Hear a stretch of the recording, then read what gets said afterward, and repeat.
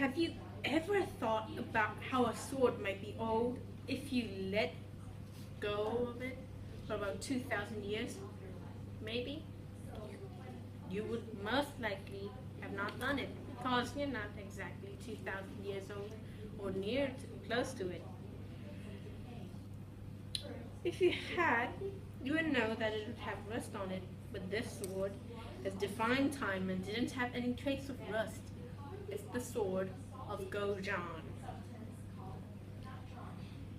In ancient China, the swords had a lot of technology in them, and this sword is one of the technology hubs and the treasure chest of technology of China. This sword was made by King Gojan himself, and the sword was really light, about 875 grams. It's not even much. It's like this book, not that much. But it was strong enough to cut through iron armor. That's the point of this sword. Even though this sword was really light, the width of it was about like 4 centimeters, just this big or even bigger. And then it was about like 47 centimeters long. So it was long enough to cut through things easily. But the longness of the sword caused a problem. If the sword was too long, it would break the sword eventually. So the people made the sword with bronze.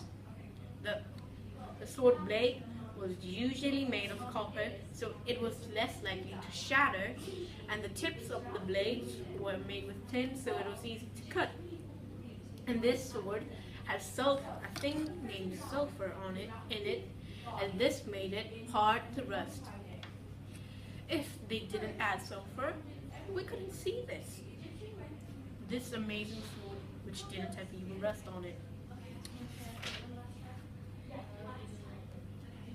This sword also tells us how China had the technology to make the sword like this.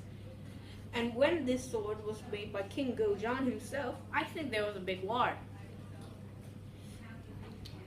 Even though we have the technology today, we can't exactly make the same thing because we don't know how to make it. This is why we need to keep checking, keep doing our things every day and keep trying to keep our technology.